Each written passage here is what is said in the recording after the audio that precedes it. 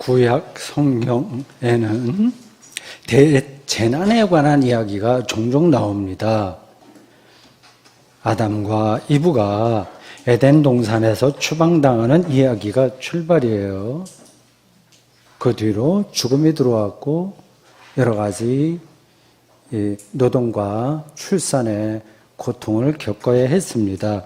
가인이 동생 아벨을 돌로 쳐 죽이는 이야기도 끔찍한 재난입니다. 노아 홍수는 전 인류에 미치는 대재난, 카타스트로피였습니다. 소돔 성은 유황불에 의해서 초토화되었습니다.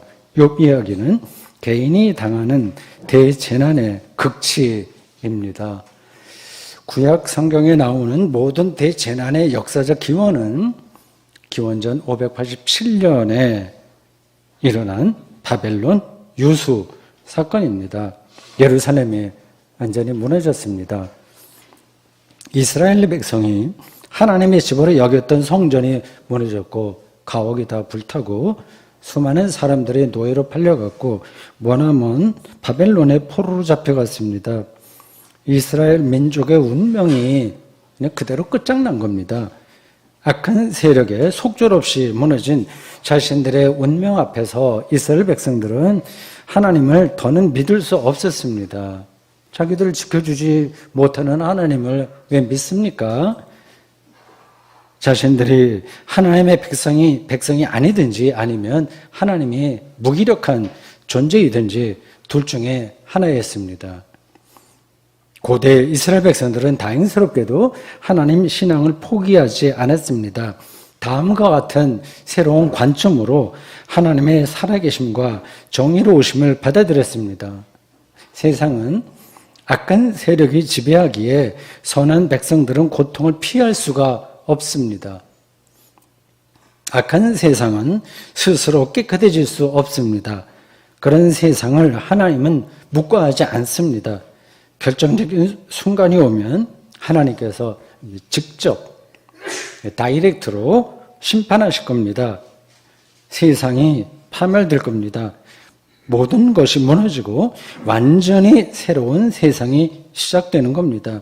사람에게는 그런 능력이 없었어요. 하나님만이 권능으로 그런 일을 행할 수 있습니다.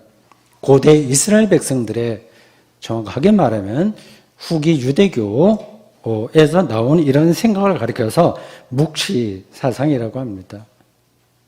묵시론이라고도 합니다.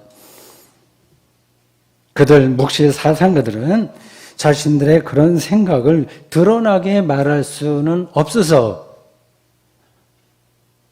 상징 언어를 주로 사용했습니다. 일종의 암호 같은 겁니다. 구약의 다니엘서나 에스겔서에서 이런 표현이 자주 나옵니다. 고대 후기 유대교의 묵시 사상이 초기 그리스도교 사상에도 영향을 미쳤습니다. 그리스도교가 유대교에 당연히 전통을 이어받기도 하고 초기에 다른 그리스 철학과 주고받는 그런 관계 속에서 아주 생생하게 살아난 겁니다. 온실 속에 있었던 게 아니라 야생처럼 그런 데서 새로운 세계관을 초기 그리스도교가 붙든 거예요. 묵시 사상에 영향을 받은 가장 전형적인 신학 성경은 요한계시록입니다. 여기에는 구약의 묵시적 상징 언어들이 많이 나옵니다. 잘 아시죠? 이상한 숫자 나오죠? 그리고 이상한 형상의 동물도 나오고 하늘이 종이장처럼 말리는 그런 묘사도 나옵니다. 그런 상징 언어를 통해서 말하려는 핵심은 하나님께서 로마로 대표되는 그 악한 제국을 심판하고 새로운 세상을 일으키신다는 겁니다. 오늘 우리가 설교 본문으로 삼고 읽은 누가복음 21장 10절에서 19절도 이 묵시적 성격이 아주 강한 텍스트입니다. 21장 전체가 묵시적 내용입니다. 다른 공간복음서에도 나와요. 사람들이 상상할 수 없는 대재난이 발생합니다. 기존의 모든 체제가 무너집니다. 오늘 본문 바로 앞서 누가복음 21장 5절 이하에는 예루살렘 성전이 무너진다는 말씀이 나와요. 너희 보는 이것들이 날이 이르면 하나도 돌 위에 남지 않고 다 무너뜨려지리라. 당시 사람들에게 예루살렘 성전은 절대적인 건물이었습니다. 근데 그게 무너진다고 얘기한 거예요. 서울의 롯데월드 같은 건물이 무너지리라고 말한다면 사람들이 뭐라고 얘기하겠습니까? 저 친구 정신 나갔다 하지 않겠어요? 제자들은 예수께 다시 어느 때 이런 일이 벌어지냐고 묻습니다. 난리 소문을 들어도 아직 마지막은 아니라고 대답하시고 오늘 설교 본문 10절부터 19절까지 말씀을 이어가십니다. 그리고 그 뒤에 말씀도 마찬가지예요. 우리는 그 중에서 중간에 있는 한 대목을 설교 본문으로 삼았습니다. 10절에서 12절에 세 가지 현상이 나와요. 이런 이야기를 들으면 이게 도대체 뭐지? 이상하게 여러분들이 들으실 겁니다. 10절에서는 전쟁이, 11절에는 자연재해가, 그리고 12절에는 그리스도인이 당하는 끔찍한 박해가 나옵니다. 모두 마지막에 관한 묵시적 조짐입니다. 전쟁은 세상 마지막을 우리의 현실, 일상에서 경험하는 사건이에요. 초기 그리스도교는 고대 이스라엘이 앞에서 말씀드린 대로 기원전 587년에 바벨론 유수를 경험했듯이 기원 후 70년에 벌어진 로마 제국에 의한 예루살렘 패망을 경험했습니다. 지금도 그런 전쟁은 인류 역사에서 자주 일어납니다. 진행 중입니다. 실제로 무기를 사용하는 전쟁이 아니라고 하더라도 세속의 삶 자체가 전쟁일지 몰라요. 요즘 젊은이들은 이제 그걸 더 여실하게 경험하죠. 우리나라 정치권은 그야말로 전쟁판이나 마찬가지입니다. 자연재해를 통한 대재난도 역시 고대인들만이 아니라 오늘 우리에게도 마지막을 경험하게 하는 현상입니다. 그걸 진지하게 생각하는 사람도 있고 그냥 무감각하게 생각하고 지나가는 사람들이 있습니다. 11절에 읽겠습니다.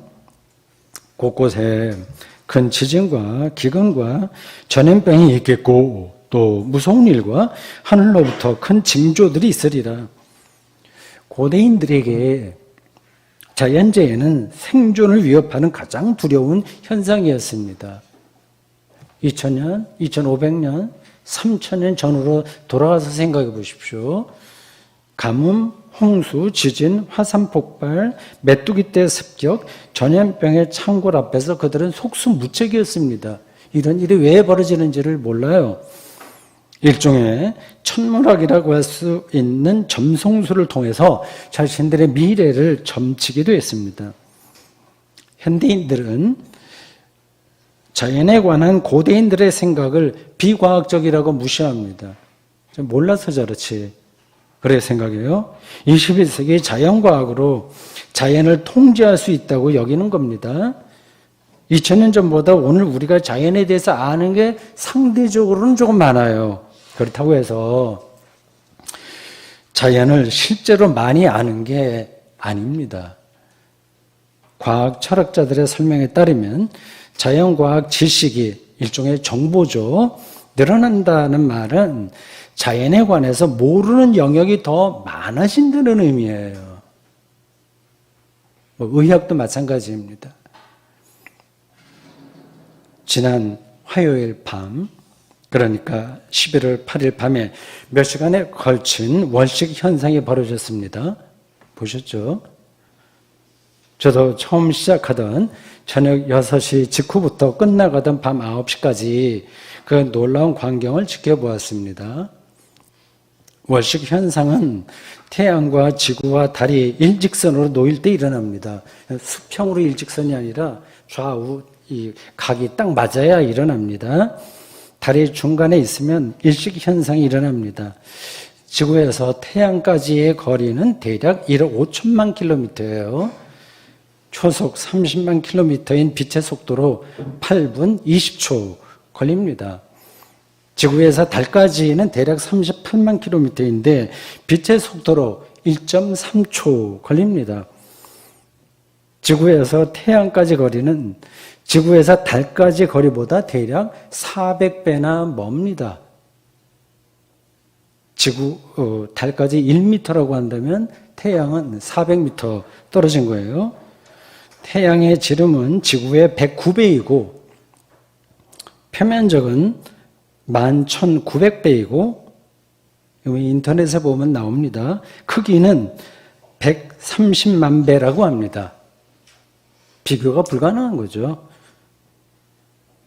그 태양에서 오는 빛으로 지구에는 생명 현상이 가능해졌습니다. 다른 행성에도 태양빛이 오긴 하지만 너무 가깝거나 너무 멀어서 생명 출현이 어렵습니다. 잠깐 나타났다가도 없어집니다. 지구가 최적의 거리에 놓여 있습니다. 태양빛을 조금 더 많이 받거나 조금 덜 받으면 지구의 생명은 사라질 겁니다. 곰팡이 같은 미생물이나 살아남을는지요? 태양은 우주의 여러 별과 똑같은 별입니다. 별은 생겼다가 일정 기간이 지나면 다 사라집니다. 태양은 45억 년 정도 되었고 앞으로 그런 정도의 시간이 지나면 붉은 거성으로 변했다가 불꽃놀이에서 보듯이 조금 후에 사라집니다. 지구를 비롯한 모든 행성을 다 잡아먹고 나중에 다 사라집니다.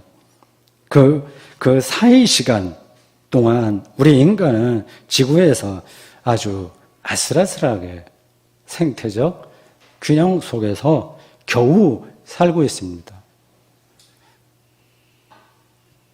이런 우리의 실존을 생각한다면 두려워해야 마땅한데도 현대인들은 그런 데 대해서 별로 생각이 없습니다. 피하는 겁니다. 태양이 끝나기까지는 아직까지 45억 년 남았으니까 그건 남의 일이지 이렇게 생각을 하거나 또 걱정해봐야 아무 소용이 없으니까 그냥 모르겠다 이 정도입니다. 또 어떤 이들은 현대 과학이 이제 우리 후손들이 살아갈 수 있는 어떤 행성을 찾아갈 수 있을 것으로 기대합니다. 이민을 떠난다는 거죠. 우주 과학 영화에 종종 등장하는 소재입니다. 이게 실제로 가능하다고 믿는 과학자들은 별로 없을 겁니다. 지구와 비슷한 행성을 찾는 일 자체가 힘들 뿐만 아니라 설령 찾았다고 하더라도 그곳까지 옮겨갈 방법이 없기 때문입니다. 태양에서 가장 가까운 또 하나의 태양까지의 거리는 최소한 2광년입니다. 영화에서는 우주 여행이 가능한 지름길인 웜홀이 언급되지만 현실적이지 않은 이야기입니다. 우주에서 지구는 아주 외로운 그런 별입니다. 무한 에너지와 무한 질량의 물질이 있어야만 빛 속도에 가까운 비행체를 만들 수 있는데 지구에는 그런 물질이 없습니다. 제가 우주과학 전문가도 아니면서 이렇게 상식적인 우주과학에 대해서 잠시 말씀드린 이유는 우리가 두 발을 딛고 있는 이 지구와 우주 전체가 절대적이지 않고 영원 무궁하지도 않다는, 그래서 언젠가는 무너진다는 묵시사상의 관점이 허무맹랑한 게 아니라 팩트라는 사실입니다. 본문 누가복음 21장 12절은 제자들이 받을 박해에 관한 이야기예요. 10절에 말하는 전쟁, 11절이 말하는 자연 우주의 붕괴와 마찬가지로 12절이 말하는 박해 역시 마지막에 대한 경험이었습니다. 예수 제자들에게는 이 박해가 가장 시급하고 절실했습니다. 성경이 기록되던 시대에 그 그리스도인들의 위기였습니다. 12절을 다시 읽겠습니다. 여러분의 머리에 어떤 생각이 떠오르는지를 살펴보십시오. 이 모든 일 전에 내 이름으로 말미암아 너희에게 손을 대어 박해하며 회당과 옥에 넘겨주며 임금들과 집권자들 앞에 끌어가려니와. 이게 초기 그리스도인들의 실제적인 일상에서 벌어진 실존이었어요. 이 박해를 우리는 지금 상상하기 어렵습니다.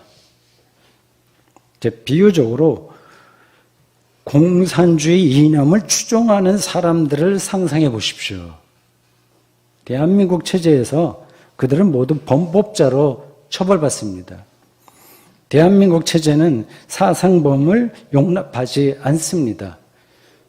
우리가 무역 거래를 가장 많이 하는 중국은 공산주의 체제예요. 베트남도 그렇고 쿠바도 그렇습니다.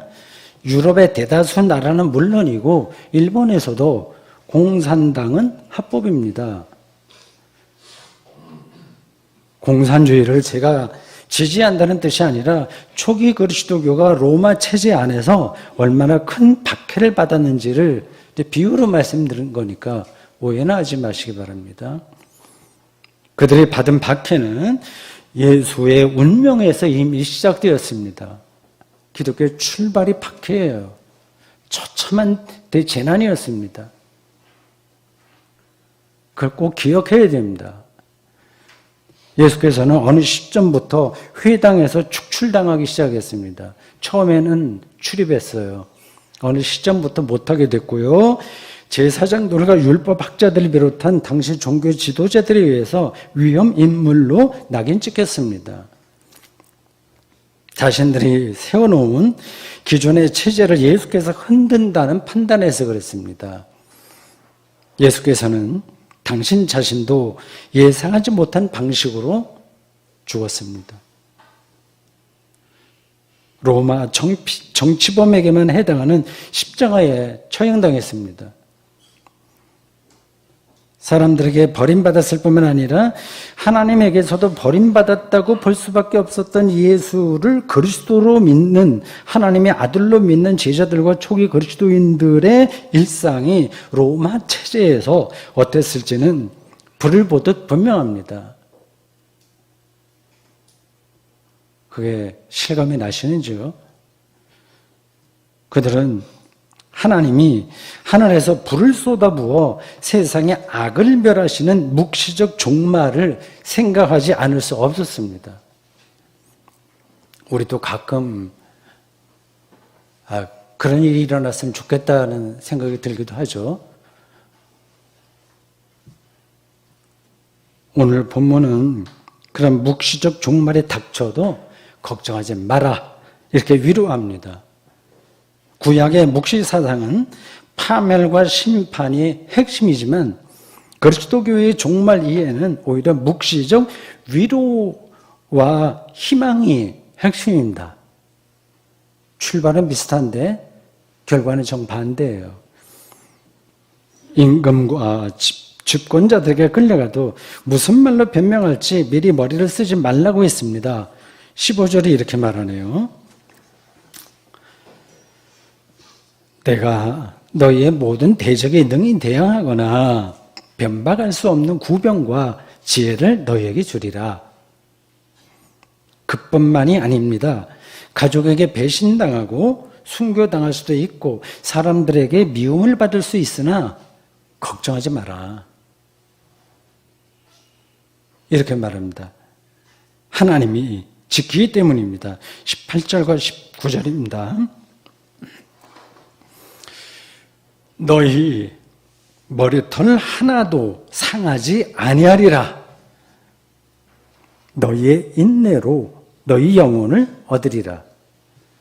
10절이 말하는 전쟁이 벌어져도 11절이 말하는 자연재해가 일어나도 12절이 말하는 박해를 당해도 그리스도인들은 걱정하지 않습니다. 머리털 하나도 상하지 않기 때문입니다. 저 구원받기 때문입니다. 이게 말이 되나요? 그렇게 많은 순교의 피를 흘렸는데 어떻게 머리털 하나도 상하지 않는다는 겁니까? 이 말씀은 초기 그리스도인에게만 해당되는 게 아닙니다. 오늘 우리도 살아가면서 온갖 재난을 당합니다. 정말 알 수 없는 대재난도 일어납니다. 이태원 참사 같은 일이 발생하리라고 누가 상상이나 했겠습니까? 기후변화로 우리가 전혀 상상할 수 없는 엄청난 묵시적 파멸이 지구에서 벌어질 수 있습니다. 인간의 살아갈 수 없는 지구가 되는 겁니다. 3차 전쟁이, 세계대전이 일어나지 말라는 법이 없어요. 앞으로 그리스도인이라는 사실을 밝히면 취업하지 못하는 세상이 올지도 모릅니다. 요즘 젊은이들 사이에는 그런 말이 있다고 하죠. 비교적 똑똑한 친구인데, 자기 친구인데 나중에 교회 다닌다는 걸 알면, 아니 너 같은 애가 어떻게 교회 다녀? 그렇게 의아하게 생각한다는 겁니다. 그리고 늙거나 병들거나 각종 사고로 인한 우리 각자의 개별적인 죽음은 묵시적 대재난의 결정판입니다. 그런 가운데서도 걱정하지 말라는 오늘 이 말씀은 유효한가요? 우리의 머리털 하나도 상하지 않는다는 사실을 여러분들은 실제로 믿으십니까? 그 이유와 근거를 친구나 가족에게 알아듣게 말할 수 있으십니까?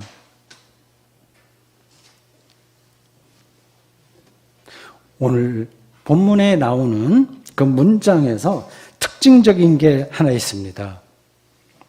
가장 많이 반복되는 인칭 대명사가 너희예요. 13절부터 마지막 절까지 계속 이어집니다. 13절, 이 일이 도리어 너희에게, 14절, 너희는 변명할 것을, 15절, 내가 너희의 모든 대적이, 16절, 부모와 형제와 친족과 벗이 너희를 넘겨주어 너희 중에 며칠, 17절, 너희가 내 이름으로, 18절, 너희 머리털 하나도, 19절, 너희의 인내로 너희 영혼을 얻으리라고 합니다. 여기서 너희는 지금 예수의 말씀을 듣는 제자들입니다. 그리고 훗날 제자로 살게 될 모든 그리스도인들입니다. 그들은 예수와 특별 관계를 맺은 사람들이에요. 예수와 특별한 결속을 통해서 묵시적 대재난 가운데서도 머리털 하나 상하지 않는다는 뜻입니다. 예수와의 결속이 중요한 거예요. 다시 묻습니다. 이 말씀을 여러분은 진리로 받아들이고 그렇게 경험하십니까? 아니면 뜬구름 잡는 이야기입니까? 아니면 종교적 덕담 정도로 생각하십니까?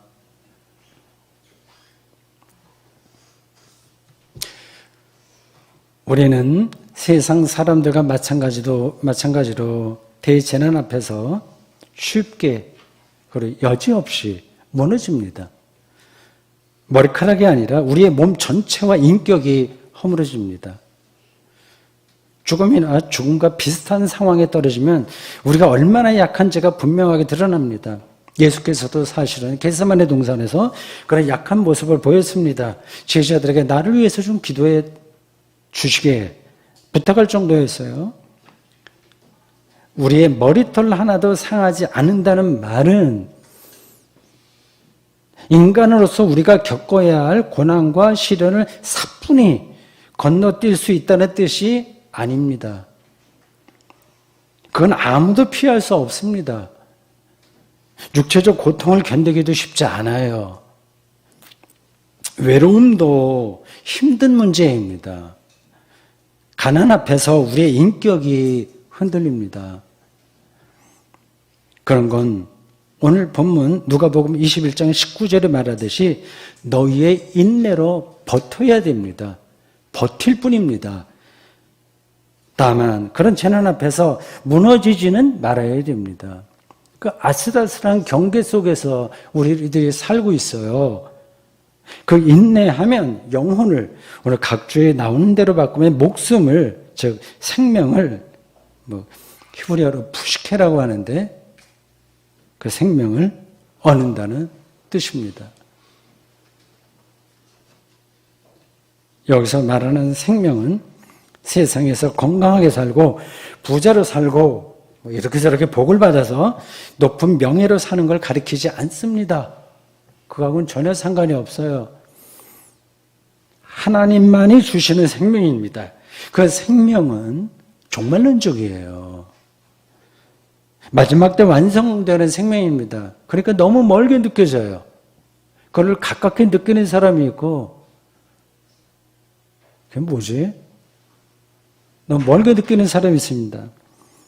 하나님이 누군지도 종말에 드러나듯이 생명의 본질도 여러분 종말에 드러납니다. 아직까지는 우리가 다 몰라요. 남의 눈에 아무리 멋지게 산 사람의 생명도 그 인생도 완전한 게 아닙니다. 그건 당연하죠. 우리는 모두 무상하게 삽니다.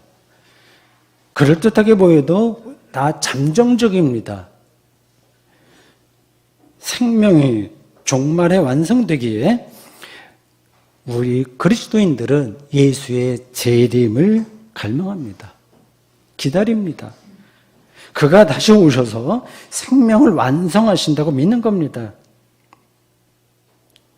예수 그리스도를 재림할 주님으로 믿는 이유는 하나님께서 예수라는 특별한 인물을 통해서 우리에게 생명을 주셨다고 또 주실 것이라고 약속했기 때문입니다. 믿어지십니까?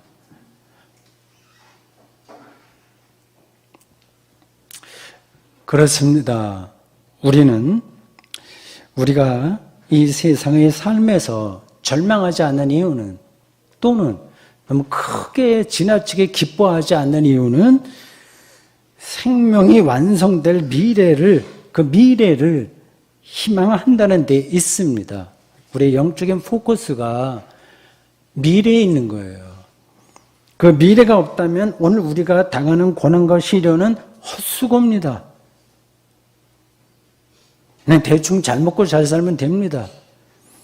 예수 그리스도와 결속된 이들은, 그러니까 그분이 너희라고 오늘 본문에서 수없이 반복해서 불렀던 방식으로 관계를 맺는 이들은 고통과 재난, 고독, 허무 앞에서도 힘들기는 하겠으나 절망하지 않습니다. 인내합니다. 예수의 부활에서 선취된 하나님의 생명을 기다리기 때문입니다. 갈망하기 때문입니다. 사랑하는 성도 여러분, 우주의 마지막 현 인류 인간세의 마지막 또는 개인의 마지막을 인내하십시오. 다른 길이 없습니다. 하나님께서 죽은 자 가운데서 살리신 예수 그리스도 안에서 그렇게 인내하는 사람들에게 생명을 허락하실 겁니다. 아멘.